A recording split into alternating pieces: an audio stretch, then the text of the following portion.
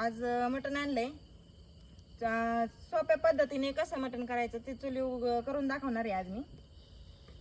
हे माती लावलेलं पातेलं ठेवलेलं आहे आणि हे अर्धा किलो मटण आणलेलं आहे. मॅरिनेट करून ठेवले हळद मीठ लावून. आता तेल टाकायचंय.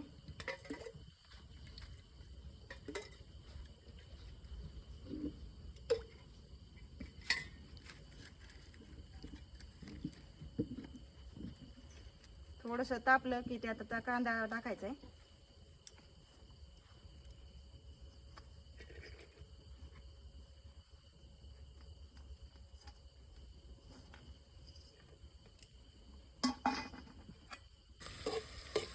आता कांदा हे लाल होत आलेला आहे.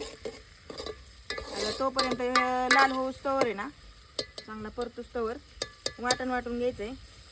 त्या वाटणासाठी घेतलंय खोबरं आणि लसूण आणि आलं, थोडीशी कोथिंबीर, एवढं बारीक करून घ्यायचं आणि कांदा परतल्या ते त्यात टाकून द्यायचं.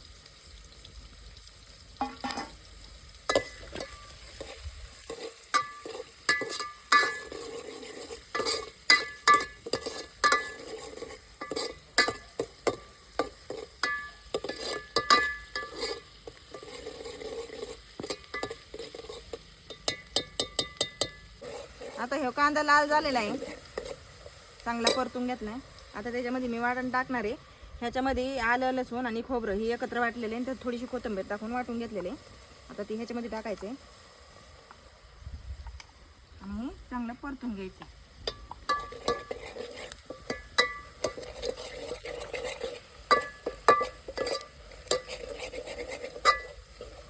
ते काय होतं, थोडंसं परत आल्यावर ते खाली लागतं खोबऱ्याचं वाटण. सारखं हलवीत राहायचं, हलवलं म्हणजे खाली लागत नाही.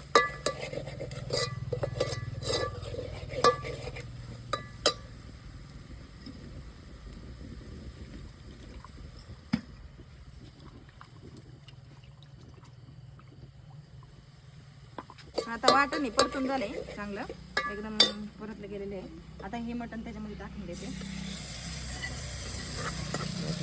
आणि खालवून घेते.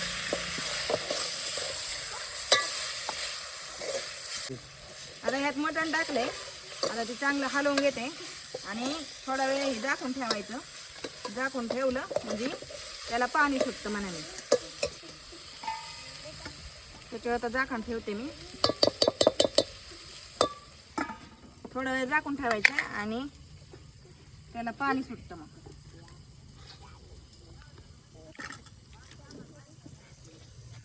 थोडा जाळ कमी करायचा, लय काय जाळ असले खाली लागतं. हलवून घेते. तसं लागायला लागलं, हलवून घेतलं म्हणजे लागत नाही.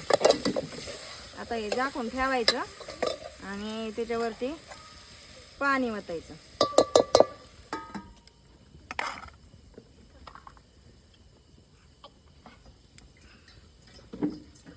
पाणी जरा कोमट झालं की मग त्यात ओतून द्यायचं मागं.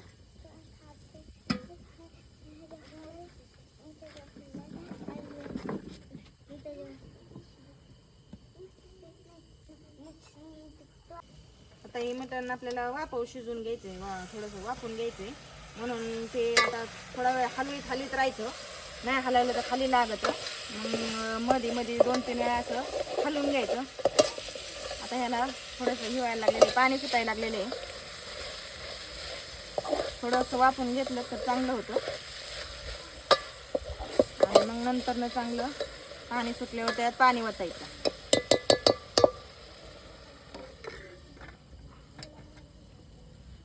आता हे चांगलं वाफलेलं आहे, चांगलं हे झालेलं आहे, वाफून निघलेलं आहे. आता त्याच्यामध्ये हे गरम ठेवलेलं वरती पाणी वतायचं आहे आपल्याला आणि हलवून घ्यायचं चांगलं.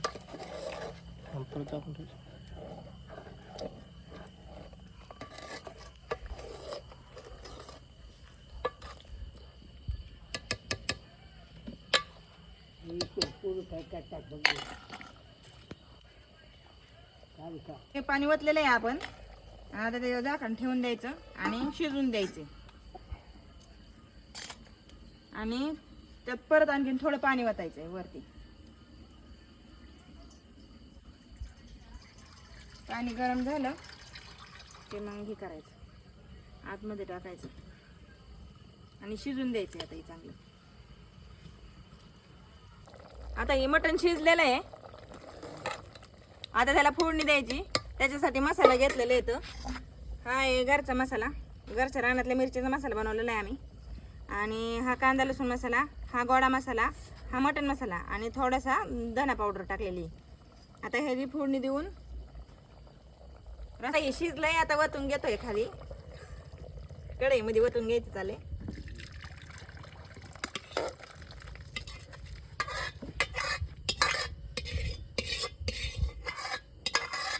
आणि आता फोडणी द्यायची. आता फोडणी द्यायची. त्यात तेल वाटायचे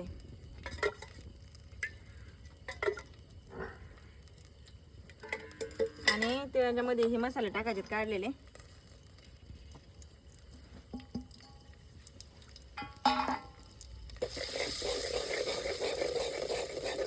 परतून घ्यायचे चांगलं. दुसरं काही घालत नाही, सूर हे काहीच नाही टाकत. फक्त हा आता पाणी शिजलेलं शिजून घेतलेलं पाणी आहे मग टाकले. आणि त्यात थोडं आपलं साधं पाणी वतायचंय.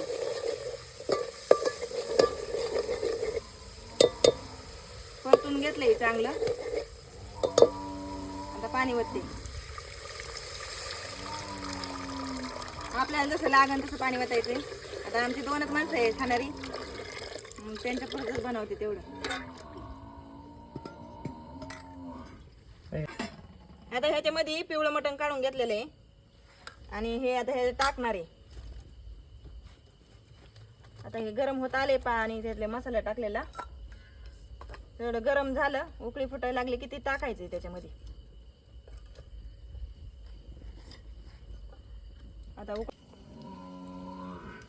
आता हे चांगलं हे झालेलं आहे, उकळून घेतले.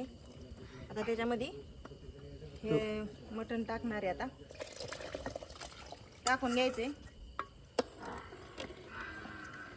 आणि थोडीशी उकळी फुटली की नंतर त्याच्यावर थोडी वरती यायला लागल्यावर ते कोथिंबीर टाकायची आणि झाली भाजी.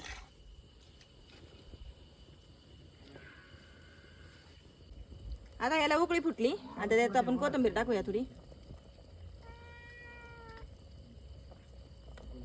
आता ही भाजी तयार झालेली.